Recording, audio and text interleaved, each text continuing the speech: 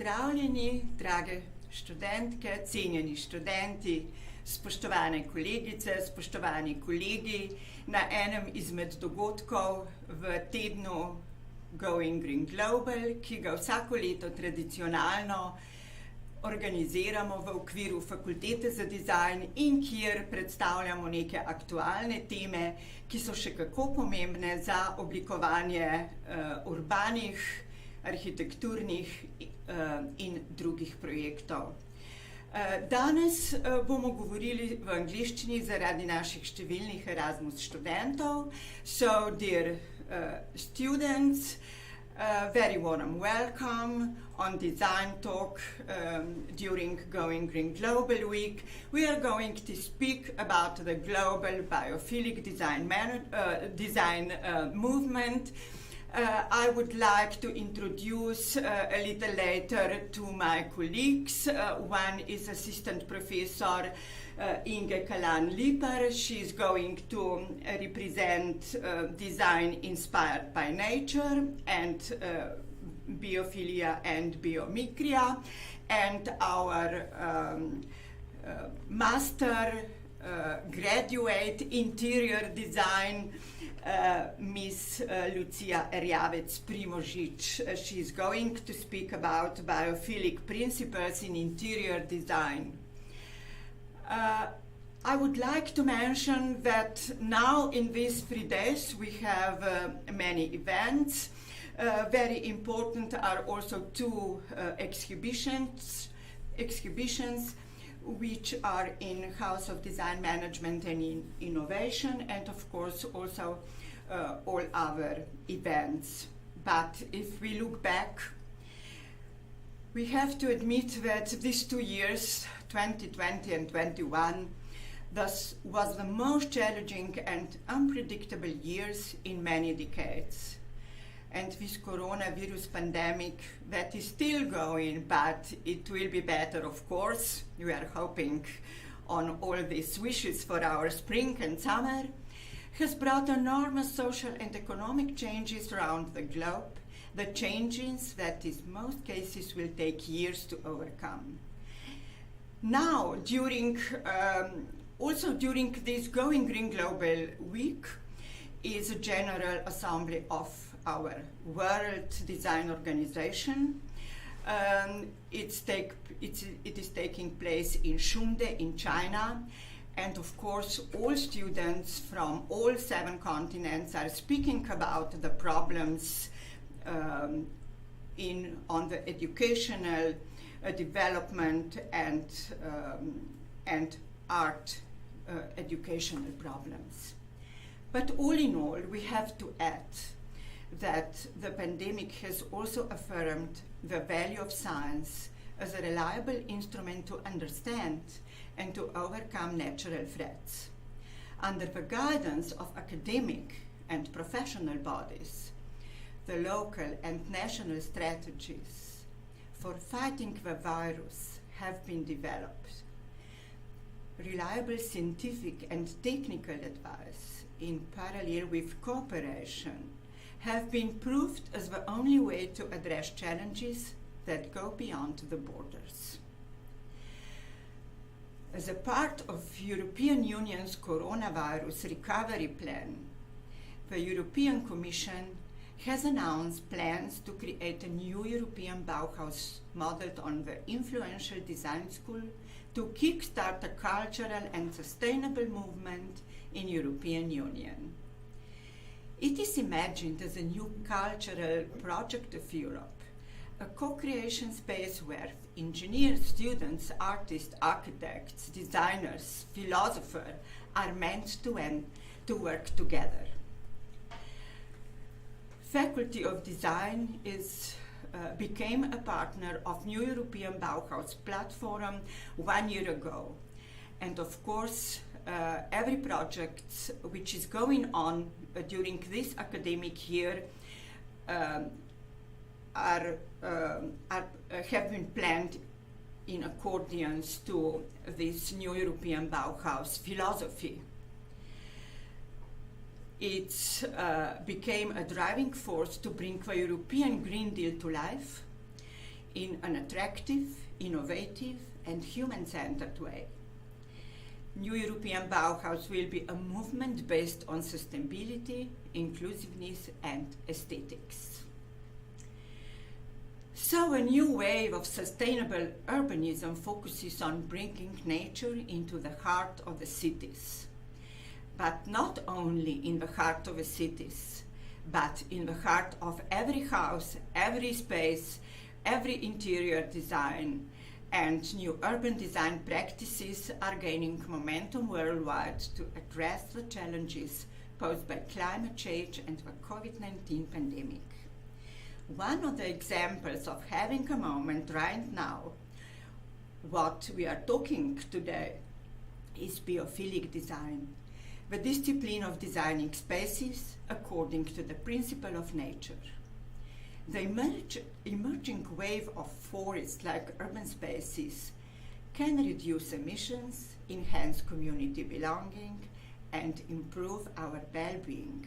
My colleague Inge will introduce it very in detail a little later. So, biophilic design is a term that seems to be everywhere, with the growing importance of sustainability in architecture and interiors. It's a fast-growing area within the green building industry, and it affects interior and decorating and contact projects too. An increasing body of research suggests that being close to nature enhances quality of life. For example, physical proximity to nature can boost mental health, reduce stress, and improve focus. Over the last couple of years, the impacts of climate change in concrete-heavy cities have also become more pronounced with the increasing frequency and intensity of heat waves. Therefore, our Faculty of Design changed some programs in the field of architecture of space and interior design. So we put several studios where we are working on urban design problems and issues.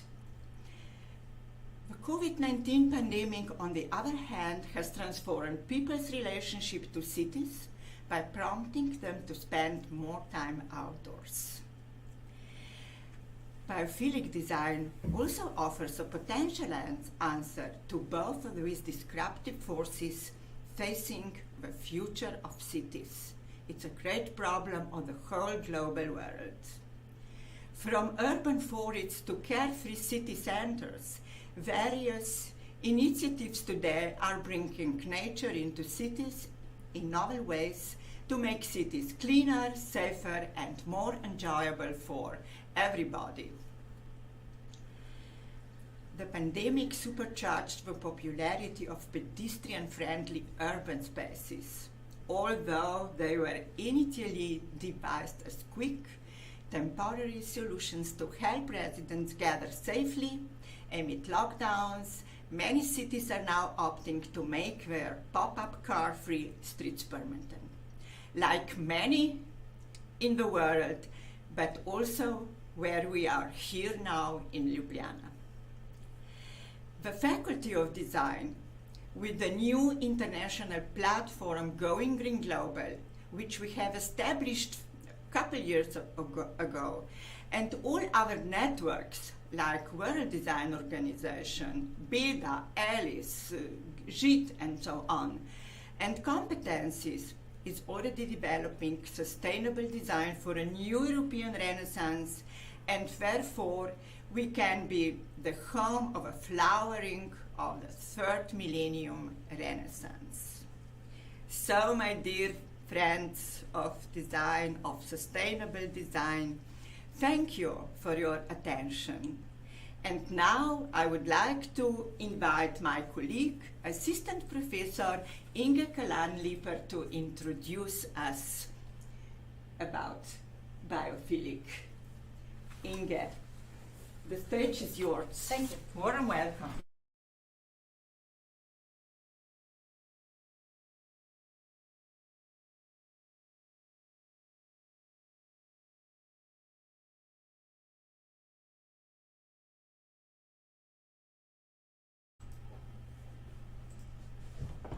Thank you, my friend, our Dean Nada, Professor Maticic. This was really a few, let's say so, facts that are nowadays with us. We are living with them, and I will going to tell you something not new, but quite old and in history often that we are learning from nature, and it's not the new philosophy, biophilia and biomimicry in architecture and interior design. Our known professor, Lučka Bogataj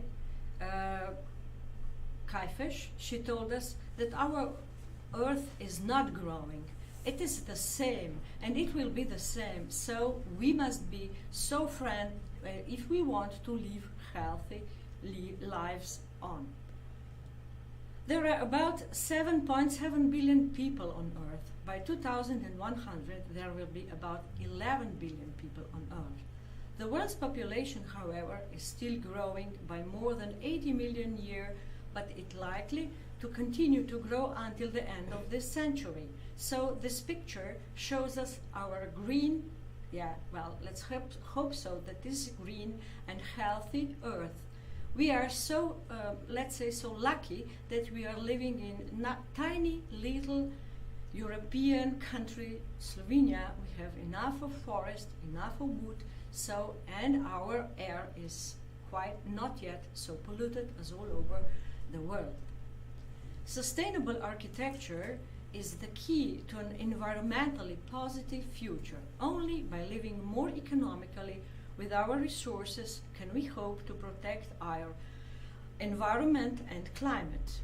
This is the theme, this is the project for public spaces, what makes a great place. You can have a detailed look of it, that this is the transport, this is the users' activities, comfort, and of course sociability for perfect living. And this is our small and not so small planet Earth, and we must be really very gentle and think and work differently and be much more friendly to resources of the Earth. This is the very well-known poet, Spanish poet Federico Garcia Lorca. He told us and he learned us, and I think that all we agree with this sentence, verde que te quiero verde, green that I love you green. And sustainable architecture follows principles, less materials or efficiency of this, as little interference with the environment as possible, the principle of integrated architecture taking into account the whole design process.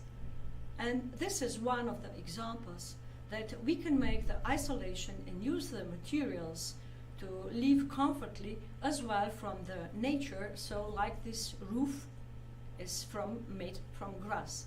A building can be an energy efficient and use low impact construction technologies, but that would mean nothing in the ecosystem if the ecosystem suffers from the building. This is another example that I choose from a lot of these new buildings and new architecture and trends in making new buildings. And what is so, I find it so interesting here in this picture is that this house is built on the pillars and the air is flowing around, and they don't need any air condition because the air is flowing. And of course this green facade, this green wall is as well the isolation. Design has never been more important to the health and well-being of our communities than it is today. It was not prepared for an outbreak of pandemic.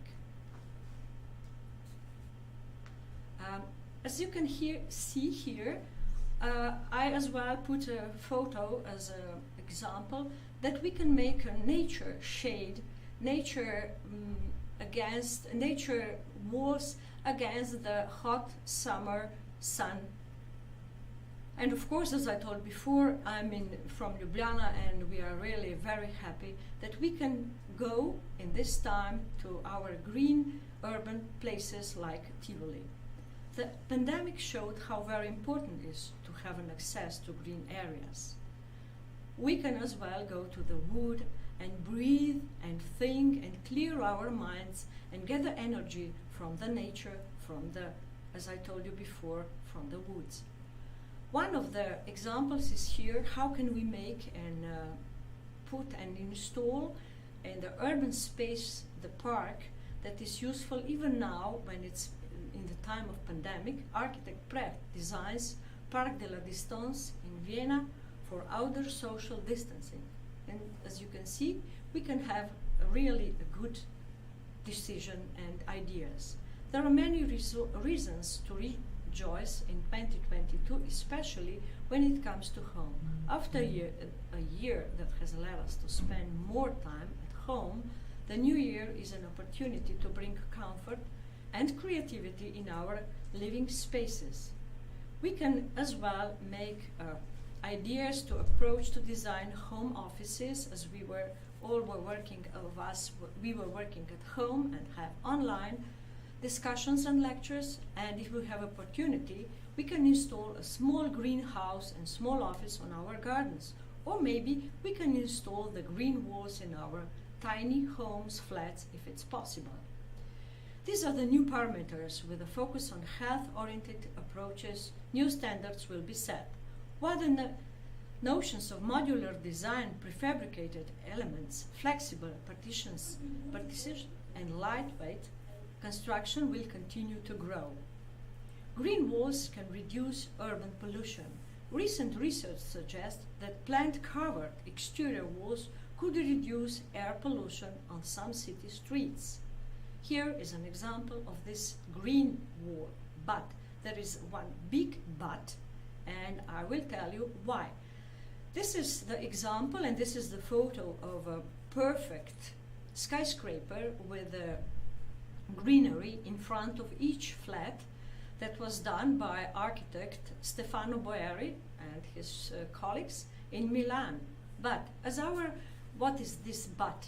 This is the expenses of this keeping this greenery, and our professor, Dr. Torelli, he taught us that the roots in the cages, like these trees, they are not in nature, and this is really not good for the greenery, and of course watering them, it's really very expensive. So this is the question, what is now, when they don't have enough money, what is nowadays this skyscraper in Milan look like? Here is another example done in Zurich. They removed the factory and put really quite simple grid of construction and plant the greeneries and the trees, and as they as well put this in the middle of the center in the town. What is biophilic design? My colleague Professor Nada Maticic explained already. Is a concept used in construction to increase the convicity of users with a natural environment through the use of direct nature, indirect nature, and space and local conditions. It's used on the facade urban buildings, so it is assumed that this idea has health, environmental, and economic benefits for residents and urban environments. So this is so a nice picture I like to show you how we can install on the facade. This was one building, and this is the explanation where we can get the coffee. It's from Africa, and these elephants are just the symbols of Africa.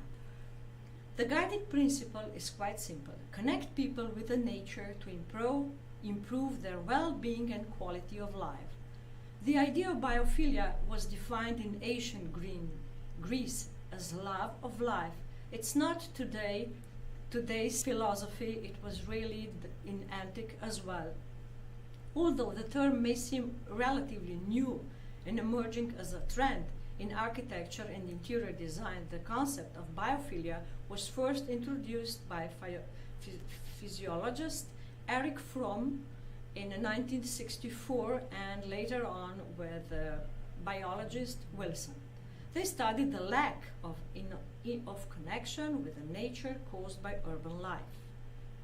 Dating as far back as Leonardo da Vinci, who studied bird wings in the interest of human flight, designers and architects are increasingly looking to flora and fauna for inspirations, experimenting with living materials to both humanize and harmonize with nature. This is one of the analyses that were made, and as you can see, they improve the green walls, improved and reduced the pain, stable blood pressure, reduced stress, fast recovery, and strengthened immune system as well. Biophilic design is the practice of reconnecting, as I told before, and we mentioned it before, nature in our built environments in communities. Scientific studies provide that plants and other natural elements in our working environment improve our mental and physical health. Here are just a few. You can see workers in office environments with natural elements such as greenery and sunlight report have a reduction, more creativity, increased productivity for 12%, 15%, and so on. You can have a detailed percentage. If you are looking for biophilic options that doesn't require a maintenance contract or a green thumb, moss walls are a great option for your space. They are preserved and will last for years, are zero low maintenance and require minimal care, will not grow or attract insects, have a high acoustic absorbing properties. And here are the two examples how we can install moss walls. Not only do plants offer many physical and psychological benefits, they are also a cost-conscious decision for business owners because they remove, as they said, 87% of air toxins in 24 hours and reduce absence from 15 to 5%. This is one of the examples how can we install the green wall. And this is as well one of the examples that was done by the architects and interior designs, and of course the landscape architects. This was installed in Museum of Modern Architect in San Francisco, and children are learning from different plants installed on the wall. And here you can install the moss wall as well in the public spaces, like this is the example for the toilets and our own bathrooms. We can install the green plants as well around our bath places because they have enough humidity. Biomimicry, design innovation inspired by nature. Biophilic design and biomimicry, they are all together, borrows nature's blueprints, recipes, processes, and ecosystem strategies, and then comes up with the design principles to solve our own problems. This is the green leaf, and we can inspire and get the inspired ideas in these small veins of this structure. Nature is a model, as I showed you in this leaf before. Biomimicry is a new science that studies natural models and then mimics these forms, processes, systems, and strategies for sustainable human problem solving. You can see this shelf, it's really a perfect form, and as well, as you know, this is the golden ratio. The mathematician Euclid in the ancient Greek did as well the same symbol. And of course, this is the inspiration for young designers, as you can see, for the shelves, bookshelves, or the chairs. And of course, for the industrial as well, the nature is inspiration for industrial design. These are the differences. Biomimicry is an innovation method to achieve better efficiency. Biophilic design is an evidence-based design method to improve health and well-being. Biomimicry is more commonly used in technology and product development circles. Biophilia is more directly related to interior design, urban design, and architecture. Here we can see really the example of hexagon, that is used as interior design in flats as well in the skyscrapers. use the home of the bees, the form that bees are using it for the decades. This is as well inspiration for the designing the chairs out of the grass leaves. And not just the form, sorry for not so nice picture, but not just the form of this lily, as well this is the color. The colors in nature are inspiration. Nature as a measure, biomimicry uses ecological standard to judge the sustainability of our innovations. After 3.8 billion years of evolution, nature has learned what works and what lasts. This is as well one of examples how these branches of the tree can be inspiration for the tea table, for example. And as well, our known interior designers as Nika Zupans are inspiring in nature. These are very well known cherries, light cherries in golden version, red, or maybe in black version as lights and as, of course as leaves as well. What is biometric architecture? This is the last, let's say, fact that I'm going to represent you in a few sentences. What is this biometric architecture? Is a multidisciplinary scientific approach to sustainable design that goes beyond the use of nature as an inspiration for aesthetics, but deeply studies and applies the building principles found in natural environment and species. Well, this is not the new trend, as we all think, and we said that because of the pandemic. No, it was already inspired in history, as you can see here in Cathedral of Santa Maria del Fiore in Florence. Early examples is this biometric architecture was done in Renaissance, and the architect Filippo Brunelleschi, who after studying the strength of egg shells, designed a thinner and lighter dome for his cathedral. Here you can see as well the inspiring from the nature in France. This is one of the ideas how they will do the botanical garden. And the last but not least, I just want to represent really work done, known architect Frank Lloyd Wright. He was born in 1924 in the United States, and in that time he made a lot of projects in connection with Biophilic and inspiring in biomimicry, and this was the factory done in Wisconsin, and his inspires were lily pad. As you can see, these pillars, they are like lilies, and he used this inspiration all around this working place.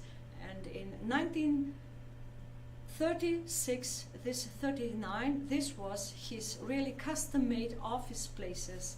And the ceiling, as you can see, there are nature ceiling is coming from above, light, sorry, from the ceiling. And this is as well the same red line all around. And these are the few books that I'm suggesting you: Biophilic Design, Biophilic Case Studies, just to read them and maybe to study the details that I told them in a few sentences. Thank you for your attention. And now I'm going to introduce our student. We were not anymore student. She's magistrate. She made her master degree in last year in interior design, Lucia Riavec, and we were now presenting the theories, and she will now present you the practice work about the biophilic architecture in practice. Lucia, the word is yours. Thank you very much, Inge. Professor Kalan Lipar and Professor Maticic presented a theory quite extensively, and I will focus more on the practical application. of the biophilic principles into the interior design practice, which was also the thesis of my final work at the master study. So as we all heard, all fine architectural values are also human values, and this applies especially to the biophilia, to these biophilic principles, which actually benefit us all. To just shortly repeat the theory, biophilic design is actually an interaction between a human being and the nature through a medium, which is our built environment. And with the incorporation of these natural materials and elements into our built environment, we connect the inside and the outside world. As it was mentioned already, human beings have some kind of innate need for exposure to nature. This makes us feel better and promotes the health and well-being of people. And these are two examples of the application of the biophilic design principles in a hotel lobby here. And here is the office / coffee shop created in line with these principles. A few key biophilic principles in interior design that I also used in my project are taking into account and respecting the existing environment, then optimizing the use of natural light with the orientation of the building or the rooms, then the windows, roof lights, etc. When using artificial light, we adapt it to actual purpose and human circadian rhythms. This means our rhythm of presentation, Lucia. Sorry, we cannot see you. You are not moving your slides. Sorry. Excuse me. Yes. Something freezed. Now it seems to be working. Is it working now? Lucia? Yes. Now it seems it's better. Can you try screen sharing instead of application sharing? Yes, of course. Then I just...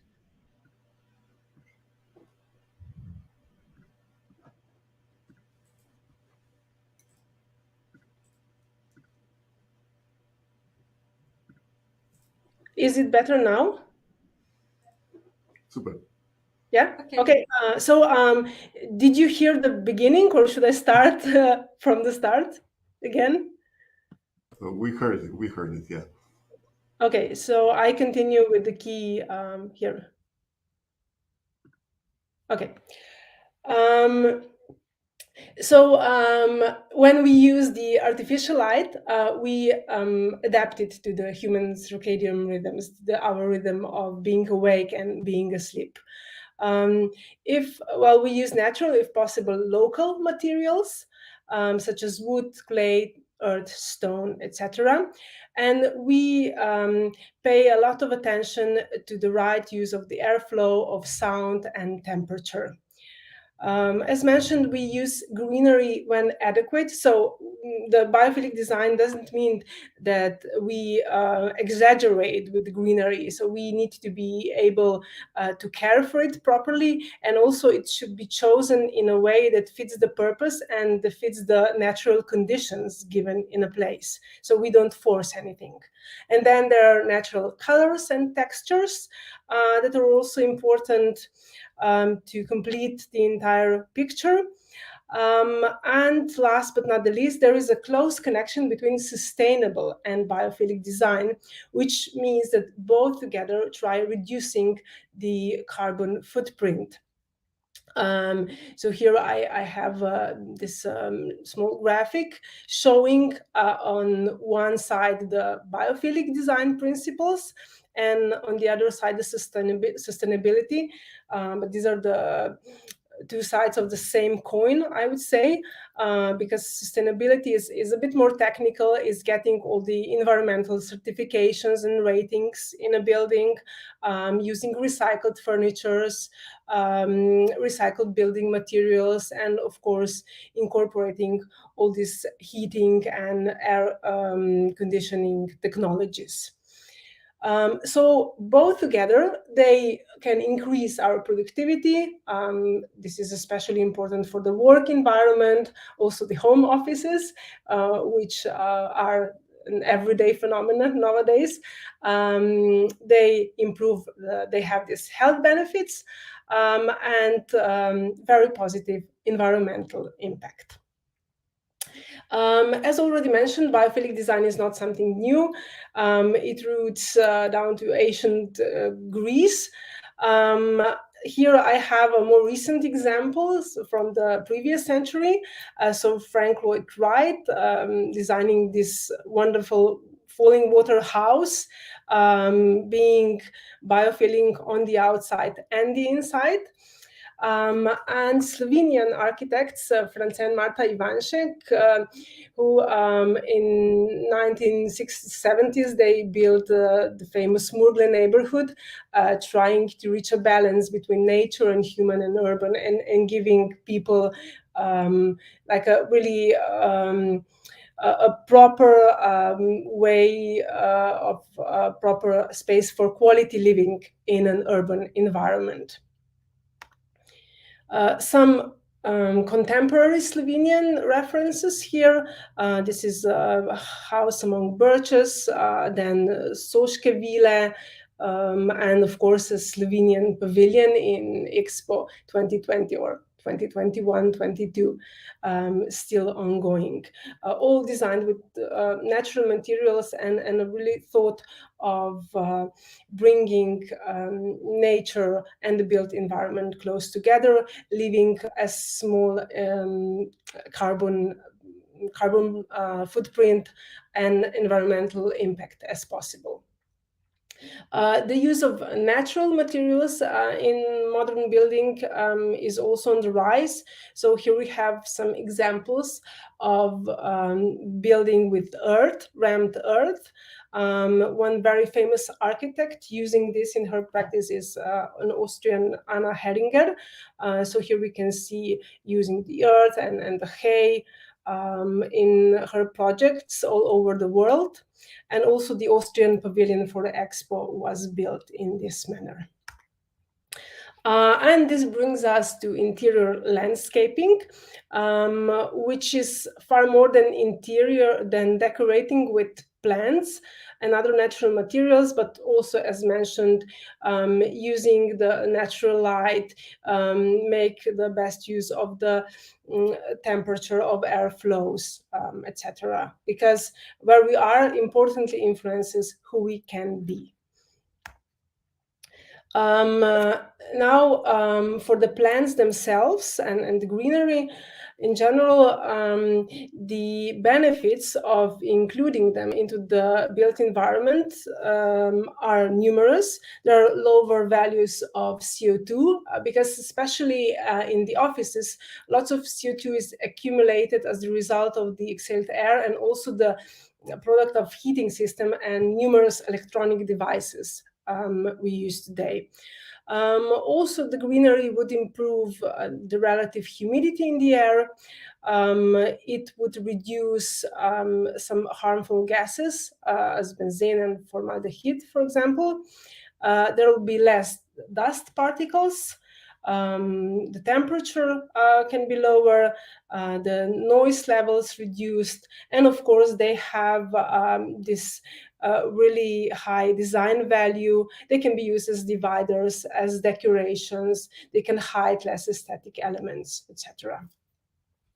So with all this theoretical knowledge, we embraced the practical project, which was the redesign concept of the business premises, aiming at the horticultural tourism development of one building. And I will explain this, you'll understand this in detail in a few seconds, because actually the object of our renovation was this building next to the greenhouses. So it's really, the whole complex is in a very natural environment.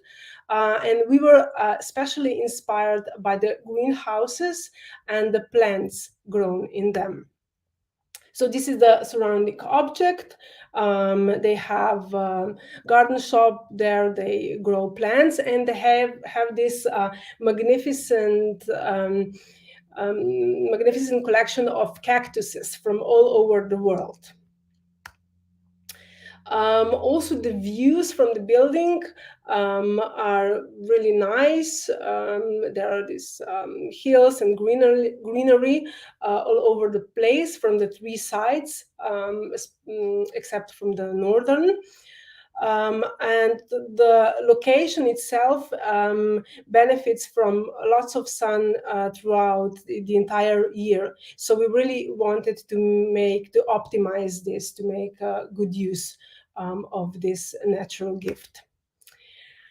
The targets of our projects were to redesign the existing premises into a story aligned with the existing context. And the existing context was actually the landscape, as you have seen already, then this existing garden center. The spa tourism already existing in that area, because the premises are near famous spa centers. Potential for horticultural tourism, the existing tourism developing strategy locally, regionally, and on the national level. Of course, the needs and requests of the client and the realization possibilities. And all this should be designed on the basis of biophilic and sustainable design principles. So here briefly, you can see what was existing and planned. No changes on the ground floor. The first floor will be quite changed, especially one part will be changed into educational center and a coffee shop. And we completely redesigned the attics. These are the old photos of the existing state. And some construction works we had to do at the first floor. So actually, this is the existing state. This is the layout. So here are the offices with small toilets and a kitchenette. And this is the empty space. And what we have done is actually we designed educational center with a coffee shop here. So this educational center is aimed to host many nature connecting activities, such as ecological lectures, then workshops how to prepare certain plants, how to grow certain plants, fruit, etc. And also is aimed to connect with the local environment, such as schools, kindergartens, and also adult educational institutions, and open for the tourists as well. And for the office part, we expanded the kitchenette, we redesigned the conference room, and we put lots of greenery in all the offices. So this is the layout with the floorings and equipment. Mostly we used ceramics. And here you can see in the educational center, these are like movable planting pots that can be taken in and out to the garden center according to the season. And in the coffee shop, we were thinking of a special coffee shop when people can actually make their own smoothies by picking the raspberries, blueberries, etc. So it's all designed holistically with this approach in mind. Then here, there are some, because we used lots of plants, and we have actually selected them according to their air purifying abilities and also according to their aesthetic abilities. So we opted for the plants with interesting leaves, like this alocasia and flamingo plant to add a pinch of color. Then Pachira aquatica has a very interesting trunk. Spathiphyllum is a plant that is very well known for its air purifying value. For example, this Dracena to have a pinch of natural pattern. And we were very lucky because during all the process, we were able to talk with an expert from the garden center because they were our clients. So it went really hand by hand. And for example, here in conference room, we planted the edible plants such as mint and lemon balm and also some strawberries, so that the employees can actually make their own teas or smoothies or just have a healthy snack during a meeting. As I mentioned, we expanded the kitchenette corner, so we also introduced a green wall, adding some herbs that they can use when they cook. This is a visualization of the educational center with these high planting boxes, where we can, according to the season and according to the needs, change the plants. So here you can see some herbs such as rosemary and mint, and also people can use this and prepare some drinks. So this here again, the selection of the edible plants. We can also grow in the interior environment, such as mint, strawberry, then also coffee plant, goji berries, blueberries in pots. This is a self-service bar in the coffee shop, where people can prepare all this and enjoy the view as well, and enjoy this nice environment. And here is the passage to the educational center here. And now if we move to the attics, this is the existing situation of the attics. Quite a lot of construction works were needed there, because we replaced, here you can see that the light was not actually, the full potential wasn't introduced yet, so we replaced these dormers with skylight windows. We of course had to set up the knee walls. Then we used the dividing walls on the basis of clay, trying to be as natural as possible. And we also built a gallery, instead of this old balcony doors and windows, we opted for panoramic windows. So this is an existing layout with dormers. Here, after we introduced the dividing walls, then after the skylight windows were introduced, and this is the layout of the 3 apartments and the mini spa. So here is the mini spa with the sauna and the massage pool and 3 different apartments. And there is also the gallery connecting to apartments and providing additional beds for the guests.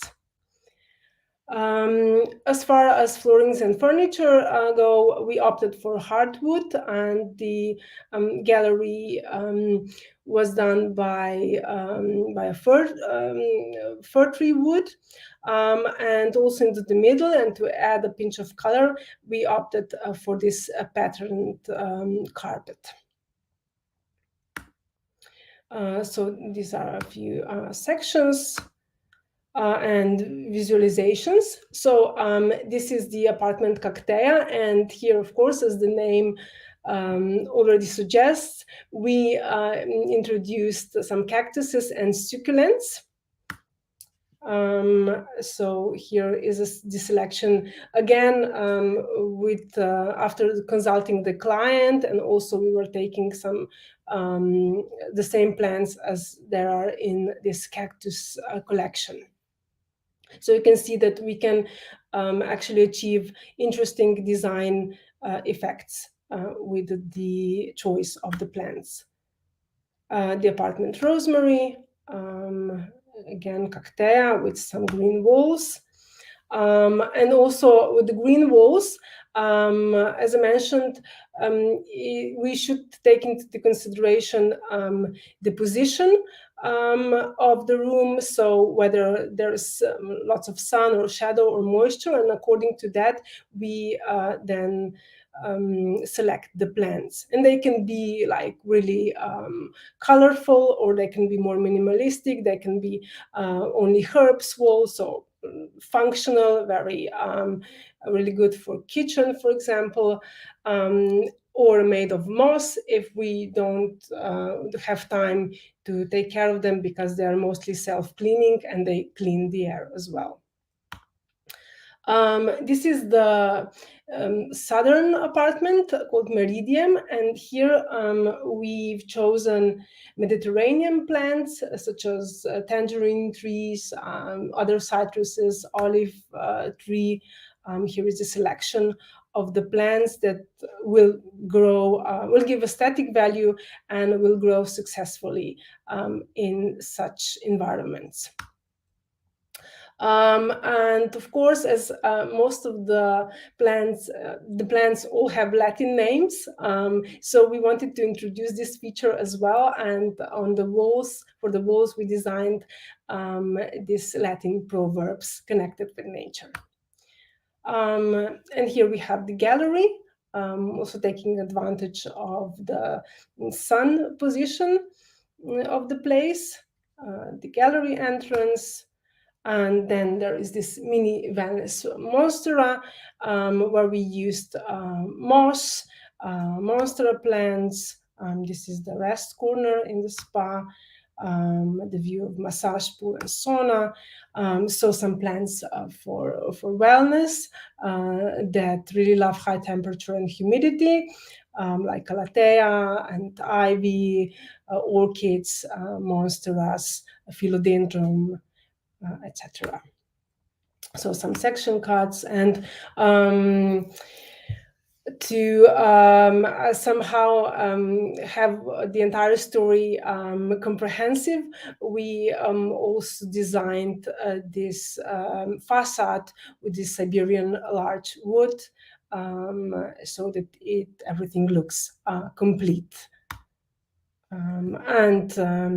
To end up, the main biophilic elements we used during the renovation were making a good use of light, dividing walls on the basis of clay, then also wall coatings, natural wall coatings on the basis of clay, the corresponding color palette, a natural looking wood, natural stone, green walls, room plants, natural motifs, and these facade panels also made of wood. So that's all from me. Thank you for your attention, and I hope I wasn't too long.